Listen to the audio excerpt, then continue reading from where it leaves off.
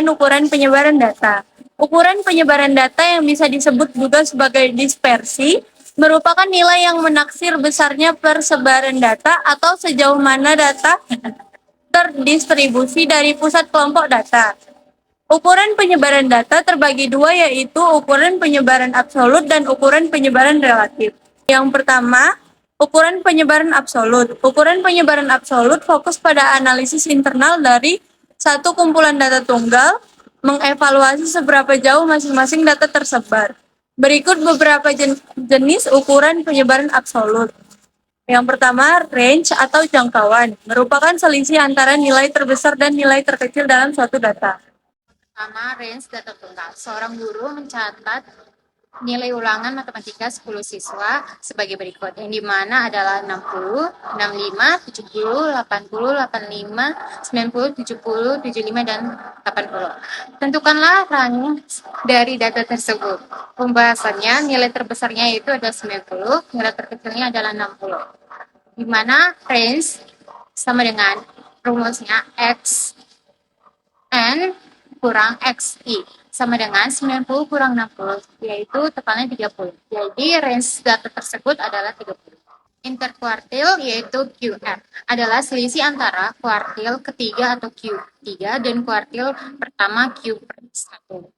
Hitunglah kuartil dari hasil hitungan contoh 52. Penyelesaian pada contoh 52 yang dihasilkan K1 sama dengan 66,75 dan K3 yaitu sama dengan 83. Dari hasil tersebut, substitusi ke dalam rumus yang dimana QR sama dengan K3 dikurang K1 yang sama dengan 83 dikurang 66,75 dan hasilnya 16,25. Jadi interkuartil dari hasil tes kemajuan kinerja dari 50 karyawan yang akan dipromosikan adalah 16,25. Deviasi kuartil. Deviasi kuartil adalah setengah dari interkuartil yang digunakan untuk mengetahui penyimpangan data di sekitar median. Selanjutnya, soal nomor 3. Hitunglah deviasi kuartil dari hasil hitungan contoh 52. Penyelesaian. Pada penyelesaian contoh 52 dihasilkan K1 sama dengan 66,75 dan K3 sama dengan 83. Dari hasil tersebut, substitusikan ke dalam rumus sama dengan QD sama dengan setengah kali buka kurung K3 kurang K1 tutup kurung sama dengan setengah dikali buka kurung 83 kurang 66,75 tutup kurung, hasilnya 8,12. Deviasi rata-rata merupakan rata-rata dari selisih mutlak setiap data terhadap nilai rata-ratanya. Akan kita membahas soal 4. Diketahui data berat badan yaitu 50, 55, 60, 65, dan 70. Tentukan deviasi rata-ratanya. Cara penyelesaiannya yaitu rata-rata 50 ditambah 55 ditambah 60 ditambah 65 ditambah 70 per 5. Jadi hasilnya yaitu 30 per 5 per 5 sama dengan 60. Jadi AD 50 dikurang 60 ditambah 55 dikurang 60 ditambah 60 dikurang 60 ditambah 65 dikurang 60 ditambah 70 dikurang 60 per 5. Jadi AD sama dengan 30 per 5 sama dengan 6. Berdasarkan rata-rata, hitung yang sudah dicari. Deviasi rata-rata dari data jadi, deviasi rata-rata dari data berat badan 5 orang adalah 6. Variance adalah rata-rata dari kuadrat selisih antara setiap data dengan nilai rata-rata. Standar deviasi adalah akar dari variance. Ukuran ini paling sering digunakan karena memiliki satuan yang sama dengan data aslinya sehingga lebih mudah untuk diinterpretasikan.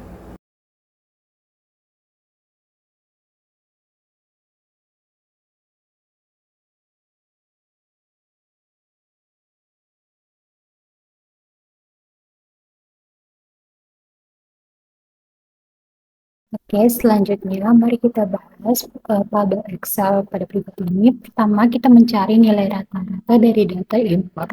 Data import dijumlahkan lalu dibagi banyaknya data sehingga didapat nilai rata-rata sebesar 6.441,70.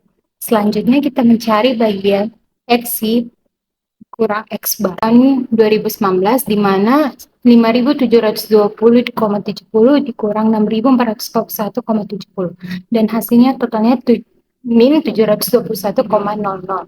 Dan untuk hasil keduanya, kita menggunakan dengan cara yang sama, yaitu dengan menggunakan sama dengan kolom XI dikurang dengan kolom X bar.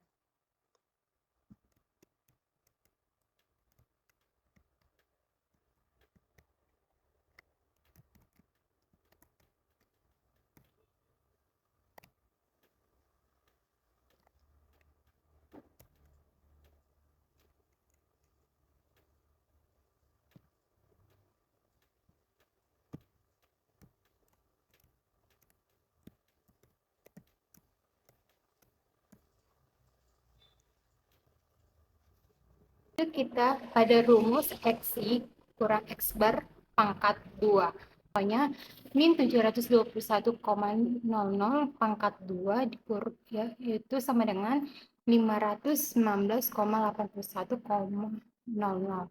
Jadi hasilnya muncul, kita tarik sampai ke bawah agar semua data terisi.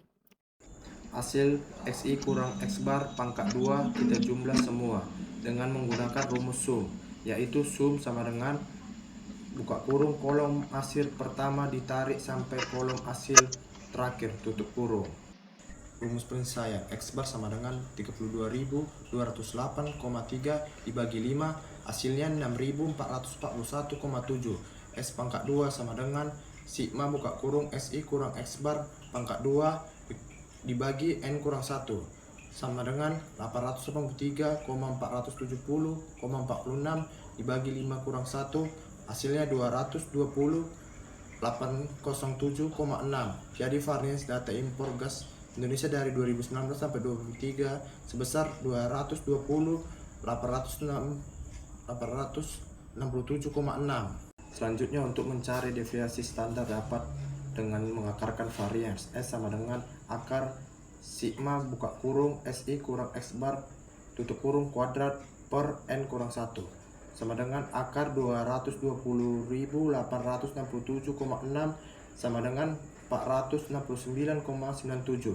Jadi deviasi standar data impor gas Indonesia dari 2019 sampai 2023 adalah 469,97 ribu ton.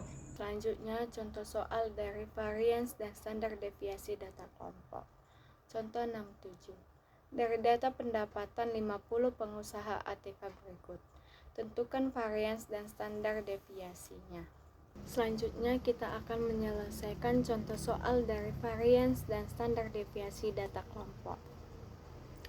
Nah, di sini sudah diketahui datanya, frekuensinya, dan nilai tengahnya. Pertama, kita kalikan terlebih dahulu FI dengan MI-nya. Caranya sama dengan kolom FI dikali dengan kolom MI. Lalu kita tekan enter. Hasilnya langsung kita turunkan saja. Lalu hasil dari FI-MI-nya kita jumlahkan semua dengan menggunakan rumus sum, yaitu sama dengan sum buka kurung, kita tarik mulai dari kolom pertama sampai kolom terakhir, lalu kita tekan enter. Lalu kita cari terlebih dahulu rata-ratanya, yaitu dengan cara 2135 dibagi dengan 50, maka dapat hasilnya 42,7. Lalu kita kurangkan MI dengan rata-ratanya. Caranya adalah sama dengan kolom MI dikurang dengan kolom rata-ratanya. Lalu kita tekan enter. Untuk kolom keduanya kita lakukan dengan cara yang sama, yaitu sama dengan kolom MI dikurang dengan kolom rata-ratanya.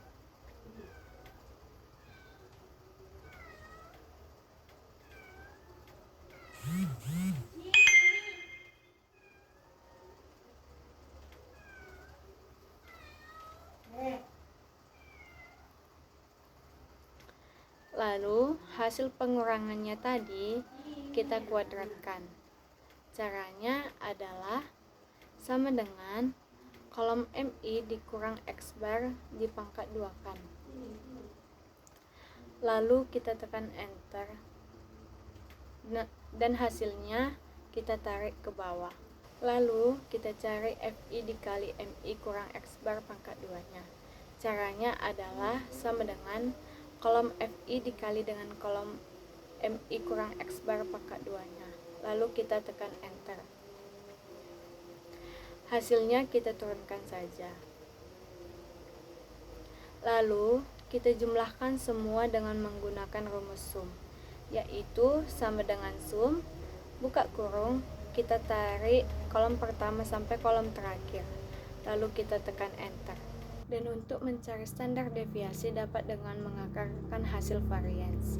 S sama dengan akar sigma FI dikali MI kurang X bar kuadrat per N sama dengan akar 109,76. Hasilnya 10,48. Jadi, simpangan baku dari data pendapatan 50 karyawan ATK tersebut adalah 10,48 juta. Koefisien variasi. Koefisien variasi atau CV adalah ukuran statistik yang menunjukkan penyebaran data relatif terhadap rata-ratanya. Dihitung dengan membagi simpangan baku dengan rata-rata. Nah, kita masuk ke contoh soal 3. Diketahui rata-rata nilai ujian 40 siswa adalah 72 dan standar deviasinya 9. Tentukan koefisien variasi data tersebut dan jelaskan artinya. Pembahasannya, kita di sini cari rumusnya KV sama dengan S per X kali 100%. Lalu KV sama dengan 9 per 72 kali 100% sama dengan 12,5%. Artinya koefisien variasi sebesar 12,5% menunjukkan bahwa penyebaran data relatif kecil atau data cukup homogen atau stabil. Dalil CBSIF yang merupakan dalil yang menyatakan profesi minimum data yang terletak dalam sejumlah simpangan baku tertentu. Dari nilai rata-rata berlaku untuk semua jenis sebaran data. Ada metode Dalil CBSIF yaitu nilai rumus utamanya di mana peluang nilai mutlak X dikurang mun lebih kecil dari K sigma lebih besar atau sama dengan 1 dikurang 1 per K. Lanjut kita pada bagian A untuk K sama dengan 2 di mana peluang nilai mutlak X dikurang mun lebih kecil dari 2 sigma lebih besar atau sama dengan 1 dikurang 1 per 2 kuadrat sama dengan 1 dikurang 1 per 4 sama dengan 3 per 4 sama dengan 75%. Dan di mana minimal 75% data berada dalam 2 standar deviasi dari rata-rata tersebut. Lanjut pada bagian B untuk K sama dengan 3 di mana peluang nilai mutlak X dikurang mun lebih dari 3 sigma lebih besar atau sama dengan 1 dikurang 1 per 3 kuadrat sama dengan 1 dikurang 1 per 9 sama dengan 8 per 9 sama dengan 88,89%. Minimal 88,89% data berada dalam 3 standar definisi rata-rata. Sekarang kita masuk ke kaidah empirik. Kaidah empirik adalah yang digunakan untuk memperkirakan proporsi data yang berada dalam sejumlah simpanan baku dari nilai rata-rata, namun hanya berlaku untuk kumpulan data yang berdistribusi normal. Nah, contoh soal yang kedua, A. Interval tinggi badan yang mencakup 68% data. B. Interval tinggi badan yang mencakup 95% data. C. Interval tinggi badan yang mencakup 99,7% data. Diketahui A. 68%, lalu hasilnya 165 tambah 6 sama dengan 159 cm dan 171 cm. 95 hasilnya 165 tambah 12 yang hasilnya 153 dan 177. Yang C 99,7%, yang hasilnya 165 tambah 18. Di sini hasilnya 147 dan 183. Jadi 68% bagi 159 kurang 171. B 95% bagi 153 kurang 177. C 99,7% dibagi 147 kurang 183.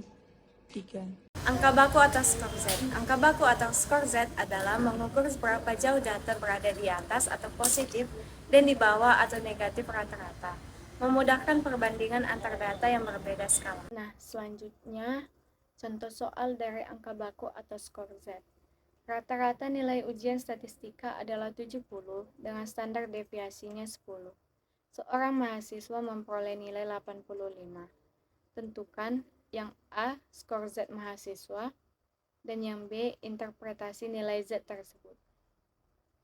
Pembahasannya, rumus skor Z sama dengan Z sama dengan X dikurang mu per sigma. Diketahui X-nya sama dengan 85, mu-nya sama dengan 70, dan sigma-nya sama dengan 10. Pembahasan yang A, Z sama dengan 85 dikurang 70 per 10 sama dengan 15 per 10, hasilnya 1,5. Yang B, interpretasinya Z sama dengan 1,5, berarti nilai mahasiswa tersebut berada 1,5 standar deviasi di atas rata-rata.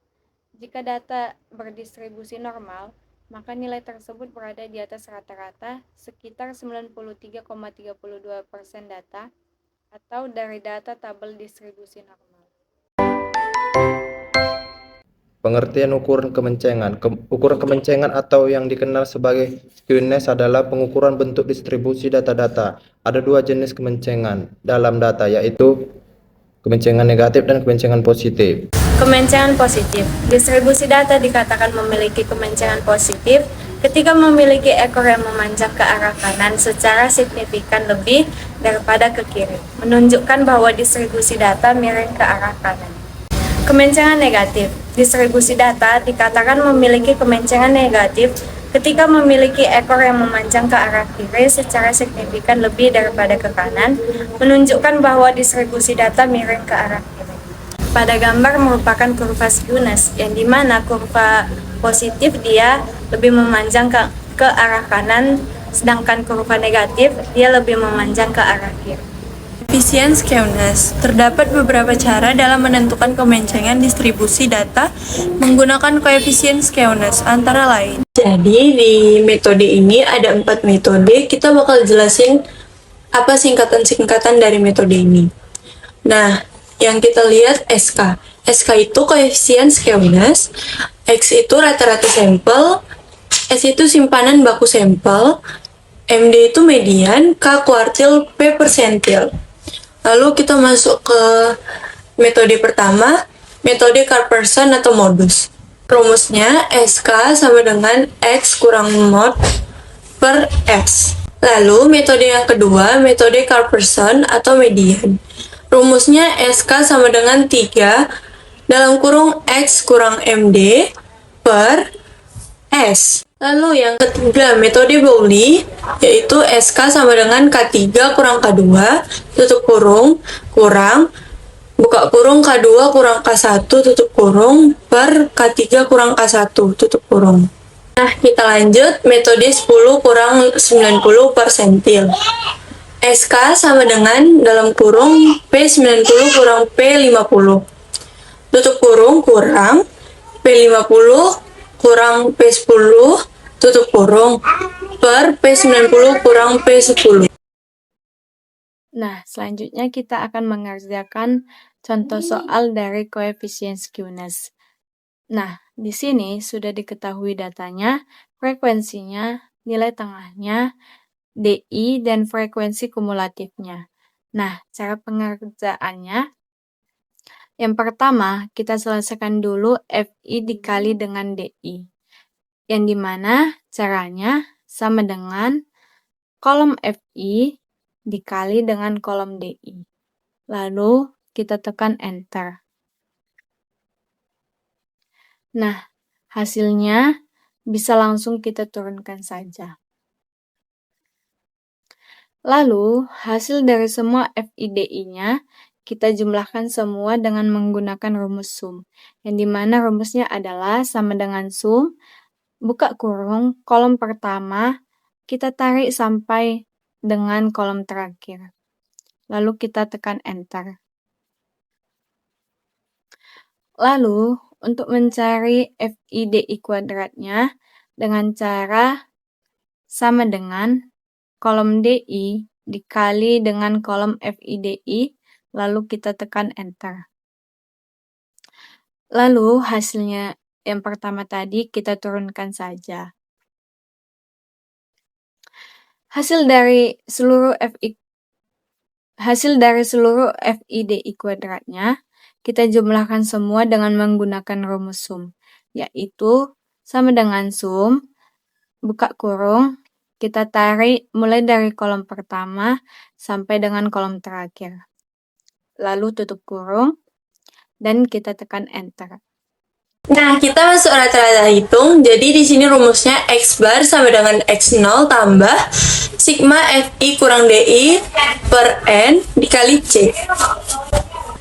Nah, X barnya 37 tambah dalam kurung min 50 per 120. Tutup kurung dikali 5. 37 kurang 2,1 sama dengan 34,9. Nah, di sini ada simpangan bakunya. Simpangan baku S sama dengan akar dari C akar sigma FI kali DI pangkat 2 per N kurang sigma FI kali DI per N tutup kurung pangkat 2. Nah, jadi di sini S-nya sama dengan S akar 170 per 120 kurang min 50 per 120 pangkat 2. Jadi hasilnya S akar 1,4 kurang 0,2 sama dengan 5,5. Selanjutnya dengan cara menghitung kuartil dan persentil. K1 sama dengan 29,5 tambah 5 buka kurung 120 per 4 kurang 25 per 30 tutup kurung hasilnya 30,3. K2 sama dengan P50 sama dengan MD sama dengan 34,5 tambah 5 buka kurung 120 per 2 kurang 55 bagi 40 tutup kurung hasilnya 35,1. K3 sama dengan 34,5 tambah 5 buka kurung 30 buka kurung 120 tutup kurung per 4 dikurang 55 dibagi 40 tutup kurung hasilnya 38,8. P10 sama dengan 24,5 tambah 5 buka kurung 10 buka kurung 120 tutup kurung per 100 kurang 0 bagi 25 tutup kurung hasilnya 26,9. P90 sama dengan 39,5 tambah 5 buka kurung 90 buka kurung 120 tutup kurung per 100 kurang 95 bagi 20 hasilnya 42,8. Di sini kita akan menghitung koefisien skewness. Metode Cartesian, yaitu dengan rumus SK 3 X bar dikurang MD per S. Jadi SK 3 buka kurung 34,9 dikurang 35,1 per 5,5. Jadi hasilnya negatif 0,1. Selanjutnya yang dimana pada metode boleh, yang dimana rumusnya SK sama dengan K3 ditambah K1 dikurang K2 dikali K2 dibagi K3 dikurang K1. Dan dalam pengerjaannya SK sama dengan 38,8 ditambah 30,3 dikurang dikali 2 35,1 per 38,8 dikurang 30 per 3 dan hasil totalnya sama dengan 0, selanjutnya yang kedua adalah metode 10 per 90 persentil yang dimana rumusnya SK sama dengan P90 dikurang P50 dikurang P50 dikurang P90 dibagi P90 dikurang P10. Dalam pengerjaannya, SK sama dengan 12,8 dikurang 35,1 dikurang 35,1 dikurang 26,9 per 2,8 dikurang 26,9. Dan totalnya hasilnya min 0,0. Selanjutnya kita membahas koefisien momen ketiga. Di sini disuruh menghitung kemencengan distribusi data dengan menggunakan koefisien momen ketiga. Dapat menggunakan rumus yaitu Rumus yang pertama data tunggal. Alpha 3 sama dengan sigma buka kurung xi kurang x bar pangkat 3 per ns pangkat 3. Alpha 3 sama dengan setengah per ns pangkat 3 sigma fi buka kurung mi kurang x bar pangkat 3.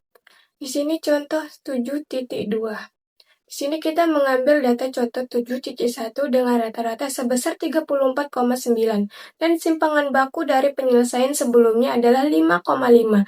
Jadi disuruh hitunglah koefisien momen ketiga data. Sekarang kita akan membahas contoh soal koefisien momen ketiga. Di sini kan kita sudah membahas jawabannya. Di sini sudah terdapat data dan nilai rata-rata dan frekuensinya.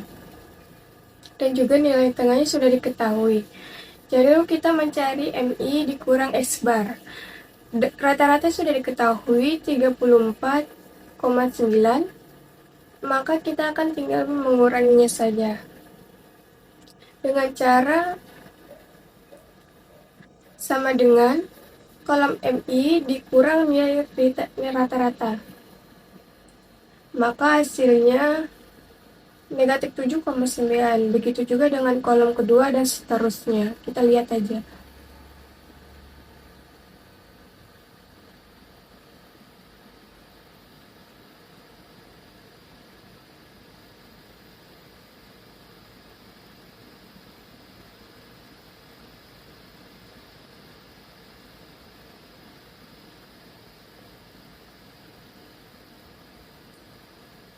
Nah, selanjutnya sudah dapat semua dan kita akan melanjutkan membahas MI dikurang X bar pangkat 3 dengan cara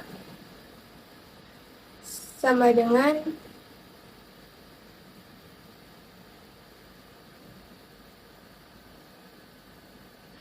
nilai hasil yang MI kurang X bar sebelumnya dipangkatkan menjadi 3. Maka hasilnya negatif 493,39. Maka itu akan dikebawakan, maka hasilnya dapat semua. Sekarang kita melanjutkan dengan MI kali MI dikurang X bar pangkat 3 dengan cara sama dengan hasil yang sebelumnya. Kita tekan kolom FI-nya, lalu kita kali dengan hasil yang sebelumnya.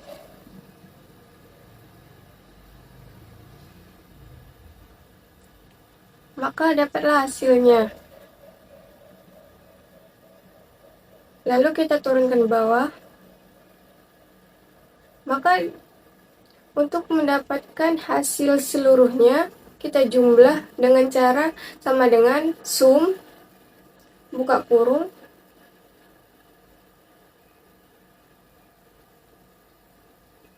maka hasilnya 3328,82. Jadi di sini rumusnya yaitu alpha 3 sama dengan 1 per ns pangkat 3 sigma fi buka kurung mi dikurang x bar pangkat 3. Jadi di sini alpha 3 sama dengan 1 per 120,5,5 pangkat 3 terus 3.328,83. Jadi hasilnya yaitu 0,17. Jadi koefisien skewness pada koefisien momen ketiga didapatkan dari hasil positif, yang berarti melalui sudut pandang koefisien momen ketiga, distribusi dan data menceng ke kanan condong ke kiri. Selanjutnya kita masuk dalam pengertian ukuran. Ukuran keruncing atau kurtosis adalah ukuran dalam statistika yang menunjukkan bentuk distribusi data terhadap nilai rata-rata dengan menggambarkan tinggi atau rendahnya puncak distribusi data dibandingkan dengan distribusi normal. Derajat keruncingan distribusi data dibagi ke dalam 3 jenis, yaitu yang pertama adalah leptokurtik. Leptokurtik di mana kurva distribusi data yang cenderung runcing dan tinggi dengan nilai kurtosisnya lebih besar dari 3 atau alfa 4 lebih besar dari 3. Yang kedua ada mesokurtik yang di mana kurva distribusi datanya dengan tinggi cenderung normal, tidak seruncing leptokurtik dan tidak setumpul platikurtik dengan nilai kurtosisnya sama dengan 3 atau alfa 4 sama dengan 3. Yang ketiga ada platikurtik yang di mana kurva distribusi datanya memiliki puncak paling rendah dan cenderung tumpul jika dibandingkan dengan leptokurtik dan mesokurtik dengan nilai kurtosisnya lebih kecil dari 3 atau alfa 4 lebih kecil dari. Nah, pada gambar merupakan kurva kurtosis yang dimana pada kurva leptokurtik itu dia lebih runcing dan pada mesokurtik itu dia lebih normal kurvanya dan pada platikurtik kurvanya lebih tumpul. Pertama, rumus data tunggal. Alfa 4 sama dengan sigma buka kurung SI kurang X bar pangkat 4 per NS pangkat 4. Nah, di sini data kelompok A4 sama dengan 1 per NS pangkat 4 sigma FI kali MI kurang X bar pangkat 4. Nah, di sini keterangannya A4 koefisien momen keempat, F1 frekuensi absolut kelas ke-1, X1 nilai data ke-1, MI nilai tengah kelas ke-1, X bar rata-rata hitung, S simpanan baku data, N jumlah data. Contoh 73 mengambil data contoh 1 dengan rata-rata sebesar 34,9 dan simpanan bakunya dari penyelesaian sebelumnya adalah 5,5. Tentukan ukuran keruncingan data. Bagian Excel di mana pertama kita mencari ukuran keruncingan. Nah, pada data ini yaitu sama dengan data koefisias momen ketiga. Pada tabel ini sudah ada tersedia datanya, di mana nilai frekuensi, nilai tengah, dan di bawahnya itu sudah ada nilai yang diketahui, yaitu nilai rata-ratanya 34,9. Maka di sini pertama kita bakal mengurangi bagian MI kurang X bar, di mana MI atau disebut nilai tengah dikurang sama dengan nilai rata-rata, yaitu sama dengan pada kolom MI dipencet dikurang sama nilai rata-rata. Setelah muncul hasil, lalu lanjut kita mencari semuanya sampai ke bawah. Setelah semuanya sudah muncul, lanjut kita mencari bagian MI kurang X bar pangkat 4.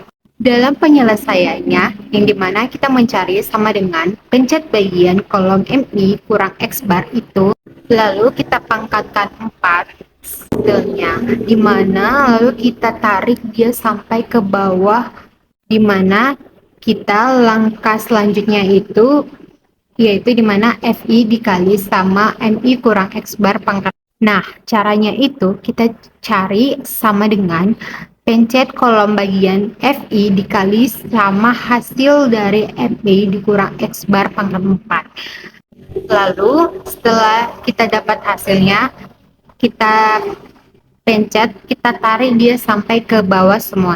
Pada kolom yang tadi, mari kita jumlahkan total semuanya itu dengan cara sama dengan kita gunakan pakai rumus sum, lalu pencet total itu tarik sampai ke bawah biar hasilnya dapat semua. Rumusnya Q4 sama dengan 1 per NS pangkat 4 sigma FI MI kurang X bar pangkat 4.